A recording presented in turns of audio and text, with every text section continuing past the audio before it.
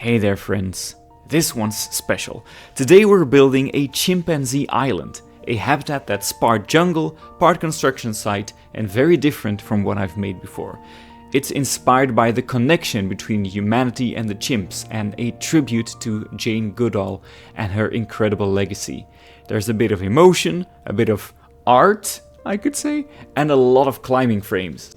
Join me. You saw the intro, so let's go. This was the starting point for the habitat. I knew right away before I started planning that I wanted, as the guests stood here, for them to be able to both see the chimpanzees and see the elephants. So that is where it all started.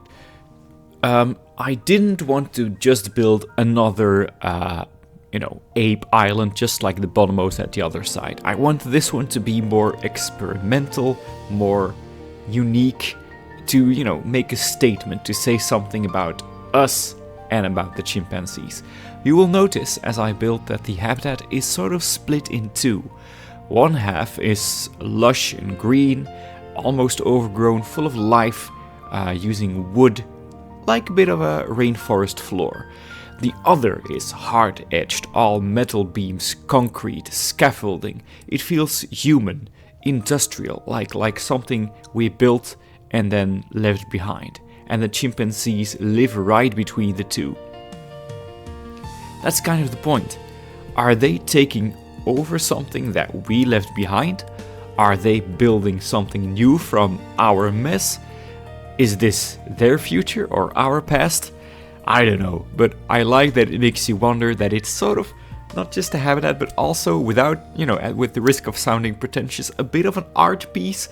And I think it's entertaining to also have you answer those questions for yourself. But I would hope that any visitor that would actually come to look at this would have a lot of questions about, is this a construction site? Is this something that the chimpanzees themselves would be able to build in some distant future? Who knows? But chimpanzees, there is something deeply human-like about them. If you've seen them, their eyes, their curiosity, their gestures, their intelligence, you cannot really watch a chimpanzee without feeling that connection, that recognition. It's like, you're looking at something so close to human-like, it almost makes you uncomfortable, honestly.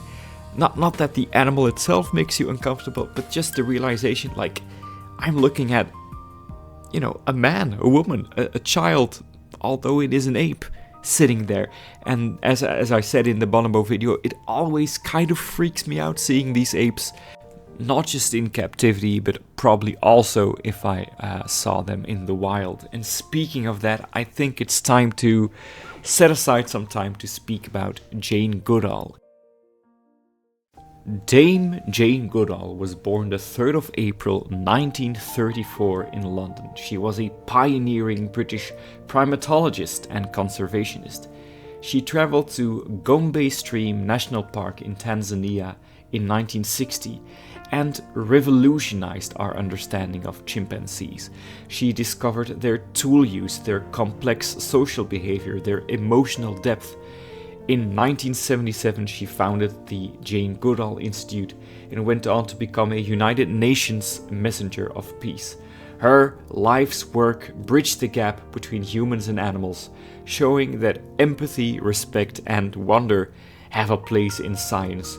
She passed away on October 1st, 2025, at the age of 91, leaving behind a legacy in the world of science and animal conservation that is pretty much unparalleled.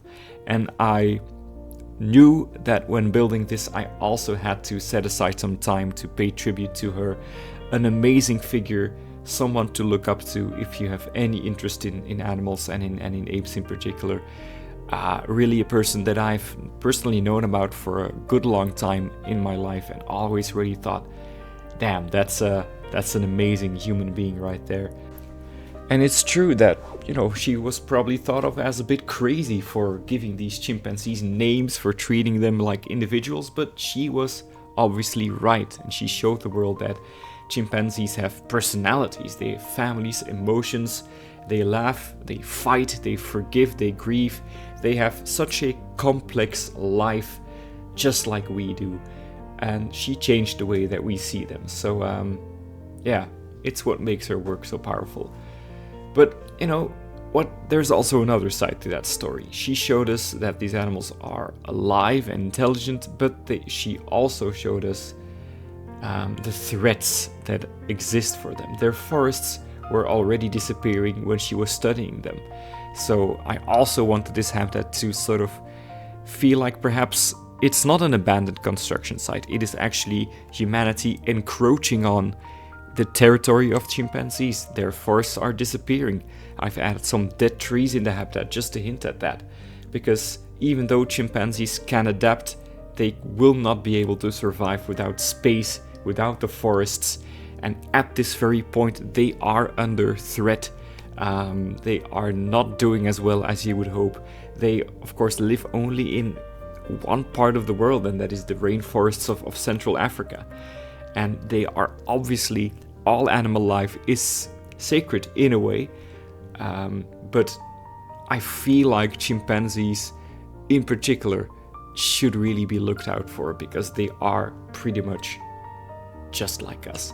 So yeah, when you see these guys at the end cinematics, when you see them move across this island, climbing the steel frames or leaping between the lower side of the habitat, you're sort of watching evolution go both ways at once, right? You're seeing us like we used to be, and them like the way they could be. Again, don't want to be pretentious here, but I just had a lot of fun thinking about this habitat, perhaps even more so than building it. Yeah, so that's pretty much the idea. Alright, so back to the build. What are we doing right now? Well, we're placing random rusty poles all over the habitat. They really serve no function. Then at this point, what you've seen me build is this sort of like concrete construction site with these unfinished towers with some sort of scaffolding. And now you also will see these bunkers at various points, various elevations. You have these little bunkers, these little condos, if you will, where they could rest either up on high or closer to the forest floor. And we're building this little climbing girdle kind of that wraps around the whole thing. And yeah, this side was really intended to feel like you know, kind of unpleasant looking in a way. We do have these like two towers that allow them to relax up on high, but the goal was very much to be a bit modernist, brutalist, if that's a sense. Again, this is my personal interpretation. This is the best of my ability. I've absolutely seen people build crazier things than this, but I just personally like the fact that I had a crazy idea and I actually came through with it. This is the weirdest thing of all. I was thinking, what does this still need to really drive home this idea of a human construction site here on the island? And I thought, why don't I build a crane, but sort of like a playground crane, completely made out of climbable items. So again, there's cranes on the workshop, construction cranes that are absolutely insane, ridiculously detailed. This one isn't. One reason for that, there's two reasons for that. One is that I simply don't have the patience or the skill to accurately rebuild a construction crane. But second of all, I wanted it to be more abstract and geared towards, something that the chimpanzee could realistically climb on, interact with. So it's more simplistic in form and something that you could generally see a chimpanzee use. And even if you would put this in like a playground, it would be very unsafe, but something that humans could interact with as well. So this crane is like the standout fixture of the habitat for sure. And as you can see, it's all climbable. They don't look exactly as spectacular when they actually climb this. The Planet Zoo climbing system, if you're watching this, you're probably aware of this. It's very much it is innovation in one sense, because it's really cool, but it doesn't always look quite right. That just has to be said. And I will say this to anyone who is or was like me and doesn't feel confident building climbing frames. You know, truth be told, I still don't feel very comfortable building climbing frames. But this was kind of liberating in a sense that I just realized you can just build an interesting shape out of these climbable pieces, and it will be a climbing frame that the apes can actually interact with. They actually can use the whole thing that you're about to see, and that was just a fun little exercise. That's been the most fun part in building for the chimpanzees, the bonobos, and the gorillas at this point, is that I've stopped being afraid of building for climbing animals. I still like to use blueprints because there's some amazing stuff out there on the workshop, but doing something like this, what you see here, just was a lot of fun. Also, just something to think about, as long as you satisfy the climbing need of your animals, especially if you're playing in franchise or challenge mode, as long as the climbing need is met, you can also build climbing frames that don't really work, right? Imagine if this thing wasn't climbable. You can just imagine it being climbable. You know, a lot of people build for Planet Zoo in a way that it's not really a functional habitat, but it looks like it works. Bit of a time jump here. As you see, we've added some rocks, we've added a lot more grass, and I will be really honest, this is a part in building where I really started to doubt myself, and I've cut out a lot of footage here with me playing around with ideas of how to make this side of the island feel different than the other one. And truth be told, I'm still not fully sure if I really accomplished what I set out to do, even with what I said in the beginning. And I still think that as I'm recording this voiceover right now, that I'm still going to dive in and change things that you see in here. A lot of ways were proposed, by my brain to me. What a strange way of phrasing that, but whatever. Of making this crane connect to the nature part, and eventually I went with this strange little rope ladder that you see me building, making all the parts of it look organic, have different shapes. And funny thing is, I was not sure how it would work, and while building it, one chimpanzee very soon started to showcase to me how it would work, and it looks kind of very weird when they climb it, as you'll see this guy doing right now. But it works, right? They have a playful way, I would say, optimistically, of climbing this thing. But yeah, a lot of doubt still about how to make this place work, because I had committed to the sightline of the elephants there in the back, and I wanted that part to be visible, so that meant that everything I do here needs to be low or not block that sightline too much. So I will say that what you see me build in this video in the coming minutes is a lot of very low climbing structures that I would imagine the chimpanzees wouldn't really use to, climb upwards, but just to play around on, a way to traverse the forest in different ways. But these are not high structures at all. But I still think I'm going to dive into the habitat and change that around, and you will see if that is the case, and you will hear from me, in fact, if that is the case later on during this video. So just a little surprise for you there, I guess. I'm gonna just do a little weird thing here and tell you that yes, right after I recorded that voiceover, which you heard just a few seconds ago, I did place some big old dead trees in the habitat, so you'll see that right at the end. At this point, I was building these short structures, these bridges for the chimpanzees to interact with. And guys, I just want to say, I know it's been steady and slow lately with the BOLLO updates for sure. September was a hell of a month right over here with,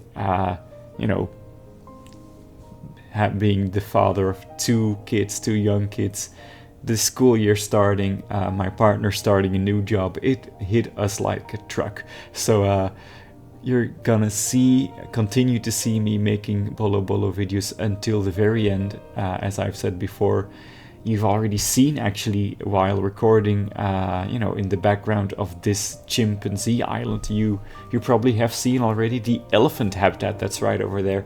It's not finished quite yet, although not much work is left to be done.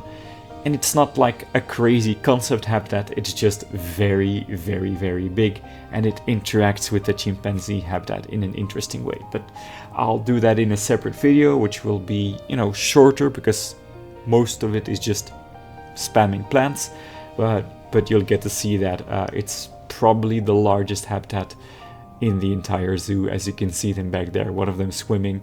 And also I'll have to put a stop to that actually getting over the wall, because I messed with the null barrier.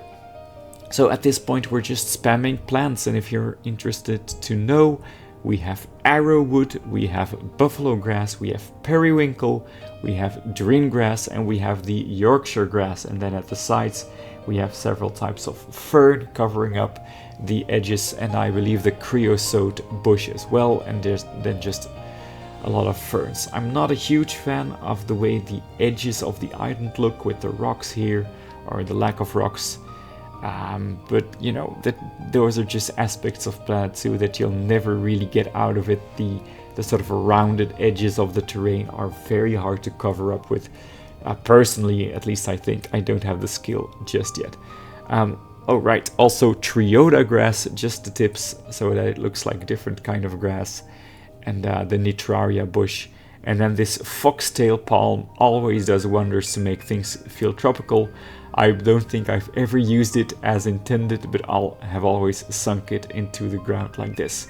And then we do a quick jump to a whole different section, and that is the interior habitat of the chimpanzees. Just like the bonobos, I wanted it to be very dense, very chaotic, and absolutely not aimed at being aesthetically pleasing, but just offering an interesting interior habitat for the chimps to interact with. So it's not at all beautiful, but I just tried to put some animal welfare ideas into practice, or being with the different kinds of underground, soft and hard, also just a lot of different textures around the wall for them to interact with.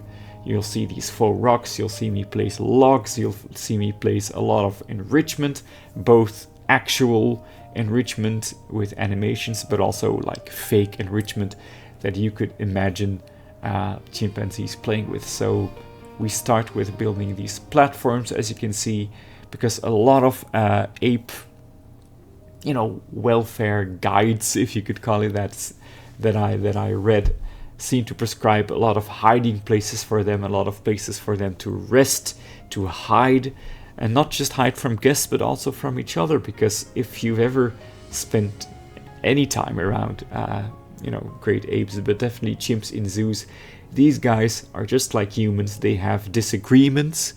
They have, their little squabbles. Sometimes they have big fights, and they fight and they make up and they go through these social interactions that sometimes will require, that they can get away from each other. And this habitat that I'm making here absolutely does not meet the standards for that. In most zoos where you'll see the apes, you'll have plenty of separate indoor and outdoor enclosures, and even probably a lot of them that the visitor will not even be able to see, because they just simply require much more effort from you as a zookeeper to keep them happy and safe. Whereas, some animals in a zoo, you can just pretty much say, you're either outdoors in your field of grass or you're indoors in your stall. But you cannot do that with creatures as intelligent and social as the apes, because, just like in real life, you wouldn't want to spend your entire existence in the same room as your friends or your workmates. You're gonna have little disagreements with them. You're gonna some mental space for yourself and some physical space for yourself. So should I ever start a next zoo which is going to try and be a smaller, denser and more realistic zoo, I probably will try and take stuff like that into account. But for now, this very dense, chaotic and piss poor ugly indoor habitat will have to do. I don't know what I'm doing really. I'm just placing logs, putting logs on top of them, aiming them somewhere, extending them, putting another one on top of them. But those are the very basics of building something that is halfway believable in terms of climbing frames. You just connect things, aim them somewhere, extend and see where it takes you. That's what I've learned personally, at least. The next step, of course, is making it all look aesthetically pleasing. And I guess the next step after that is actually planning it out before you start, so it doesn't look like an absolute mess like this one does. But yeah, we're actually almost finished with this. We placed some stuff on top here. And as we near the very end of this build, I've been talking for a bit over 20 minutes. I want to also take some time and pay some tribute to you. If you've been watching this video, if you've been watching any of my previous videos, we are nearing 400 subscribers on this channel, and if you're one of those 400, I want to thank you from the bottom of my heart. If you are not, that's fine too. Welcome. I hope you're having a good time. But I just want to say it's been an absolute blast. Finally finding the courage to record videos and actually have my voice out on the internet. I know I arrived late to the party here in the Planet Zoo world/community, and sometimes I do regret that I didn't arrive earlier and perhaps, you know, could have you know, showcased these builds to a larger audience. But yeah, nonetheless, 400 people almost that have clicked the button and that subscribed to me. That is crazy.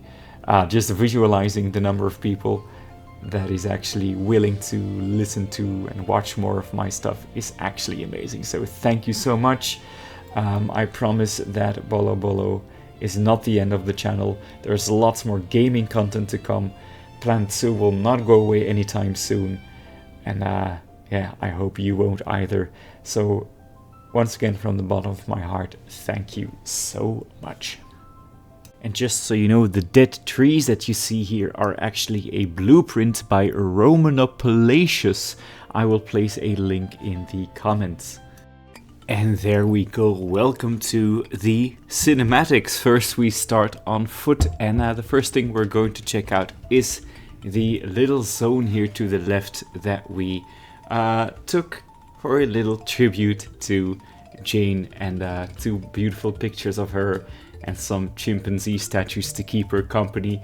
It's not the greatest tribute that probably has been built to her. I leave that to actual artists and sculptors and documentary makers. But it's just a little part of our zoo now that is dedicated to her. And there you get the wonderful view that I wanted to achieve, with the elephants in the back and the big lake that is connected to the chimpanzees, and I love how that turned out. There's their neighbors from across the street who don't have this brutalist, modernistic side to them, because the bonobos are very much, yeah, the lesser known of our relatives, and they are not as connected in many ways. They are scientifically connected. Anyway, I digress. So yeah, this is the frontal view here of the sort of apartment complex, unfinished construction site here for the chimps. And as you can see, if you stand here for a while, you'll see them climbing all over the place. You know, as Planet Zoo animals tend to do, they spend a lot of time on the ground, but they actually will climb even the crane and the towers there at the back. So yeah, they do make very good use of everything that you can see right here. And yeah, we do have in our indoor section here with our wonderful gorilla habitat, we have a view here of the indoor section of the chimpanzee. As you can see, it is messy, it is disorganized, it is chaotic, but I think chimpanzees in general, they thrive on chaos. They want that density, they want that canopy-like feeling. In fact, many of the great apes feel more comfortable when they have something overhead, because that is the way they live in the wild. So this is the overhead view here of our wonderful island. I am very happy with how this turned out, even with the little lamps there that really make it feel human and unique. And the way the light works here with the foliage, and also the side of the habitat that you don't even really see as a guest. It works just right.